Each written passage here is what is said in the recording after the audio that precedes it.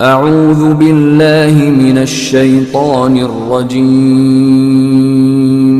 بسم اللہ الرحمن الرحیم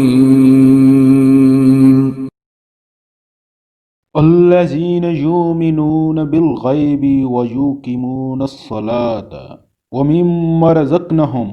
ینفقون، جو بے دیکھی چیزوں پر ایمان لاتے ہیں اور نماز قائم کرتے ہیں،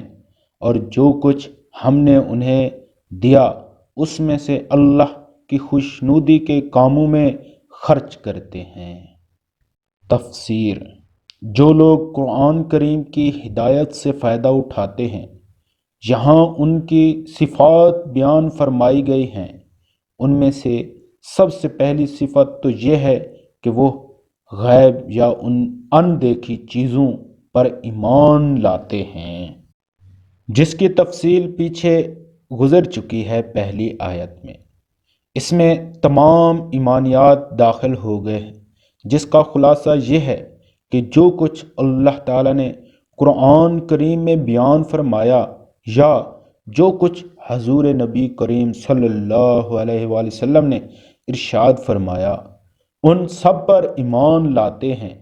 دوسری چیز نماز قائم کرنا بیان کی گئی ہے، جو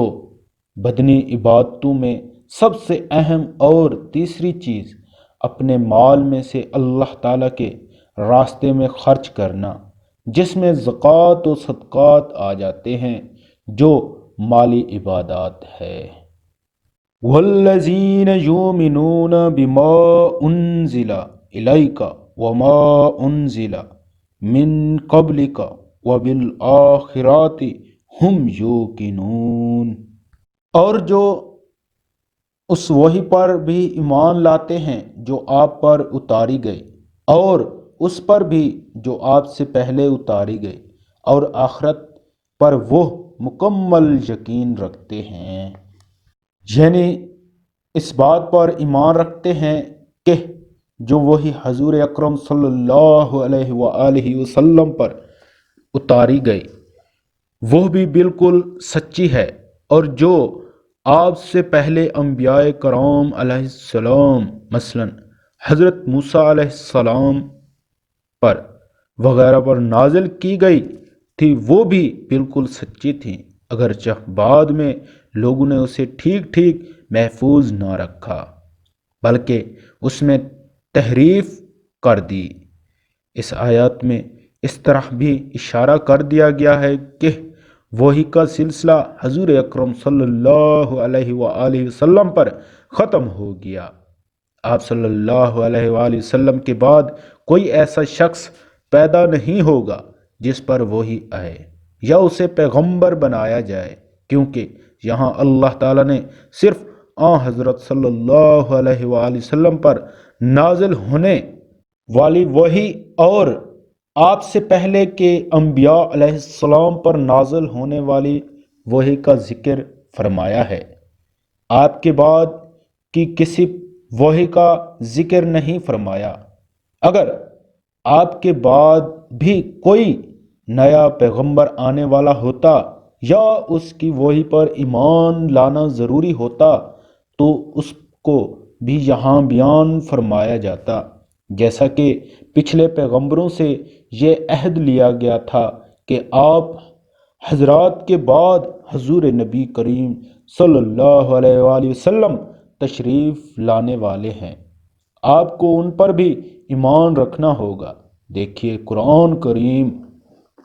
سورۃ ال-عمران۔ آخرت سے مراد وہ زندگی ہے جو مرنے کے بعد حاصل ہوگی اور جو ہمیشہ کے لیے ہوگی، اور اس میں ہر بندے کو دنیا میں کیے ہوئے اعمال کا حساب دینا ہوگا، اور اس کی بنیاد پر یہ فیصلہ ہوگا کہ وہ جنت میں جائے گا یا جہنم میں۔ اگرچہ یہ آخرت بھی غیب یعنی ان دیکھی چیزوں پر شامل ہے، جس پر ایمان لانے کا ذکر سب سے پہلے کیا گیا تھا، لیکن آخرت میں اسے علیحدہ کر کے خصوصی اہمیت کے ساتھ ذکر کیا گیا ہے۔ شاید اس کی وجہ یہ ہے کہ آخرت کا عقیدہ در حقیقت انسان کی سوچ اور اس کی عملی زندگی کو صحیح راستے پر رکھتا ہے۔ جو انسان یہ یقین رکھتا ہو کہ ایک دن مجھے اللہ کے سامنے پیش ہو کر اپنے ہر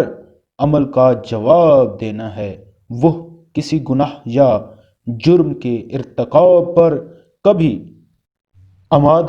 اس کے ساتھ آمادہ نہیں ہوگا۔ اللہ اکبر۔